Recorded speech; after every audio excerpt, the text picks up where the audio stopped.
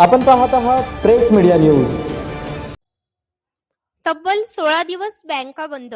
जानेवारी 2026 मध्ये सुट्ट्यांचा पाऊस. शेअर बाजारालाही 9 दिवस टाळं. नवीन वर्षाच्या पहिल्याच महिन्यात बँकांशी संबंधित कामांची आखणी करताना नागरिकांनी अधिक सतर्क राहण्याची गरज आहे.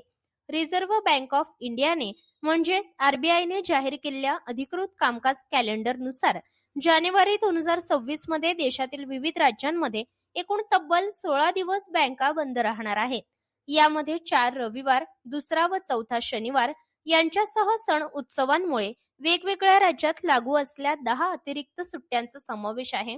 1 जानेवारी रोजी नवीन वर्षाच्या निमित्ताने आयझॉल, चेन्नई, गंगटोक, इंफाळ, इटानगर, कोहिमा, कोलकाता आणि शिलाँग येथे बँका बंद राहतील. तर 2 जानेवारीला नवीन वर्ष उत्सव व मन्नम जयंतीमुळे आयझॉल, कोची आणि तिरुवनंतपुरम येथे सुट्टी असेल. 3 जानेवारीला हजरत अली जयंती निमित्ताने लखनौमध्ये बँका बंद राहणार आहेत. तर 12 जानेवारीला विवेकानंद जयंतीमुळे कोलकात्यात, 14 जानेवारीला मकर संक्रांती व बिहूमुळे अहमदाबादमध्ये, तर 15 जानेवारीला उत्तरायण, पोंगल व माघे संक्रांती निमित्त बंगळूर, चेन्नई, गंगटोक, हैदराबाद आणि विजयवाडा येथे बँकांचे कामकाज बंद राहील.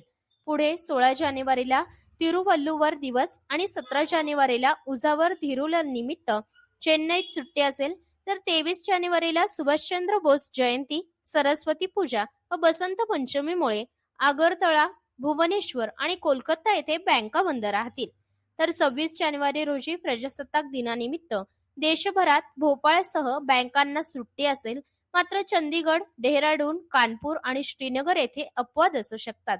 महत्त्वाचे म्हणजे या सर्व सुट्ट्यांदरम्यान ATM, internet banking, mobile banking आणि यूपीआय सारख्या डिजिटल सेवा सुरळीत सुरू राहणार असल्याने रोख व्यवहार व ऑनलाईन व्यवहारांवर परिणाम होणार नाही. दुसरीकडे शेअर बाजारातही जानेवारी 2026 मध्ये 9 दिवस ट्रेडिंग बंद राहणार आहे. बीएसईच्या माहितीनुसार 4 रविवार आणि 4 शनिवार यांशिवाय 26 जानेवारी रोजी प्रजासत्ताक दिनानिमित्त शेअर बाजार बंद राहील. यामुळे 31 दिवसांच्या जानेवारी महिन्यात एकूण 22 दिवस शेअर बाजार सुरू राहणार आहे. त्यामुळे बँकिंग किंवा गुंतवणुकीशी संबंधित महत्त्वाची कामे असतील तर सुट्ट्यांचा कॅलेंडर पाहून आधीच नियोजन करण्याचा सल्ला तज्ज्ञ देत आहेत.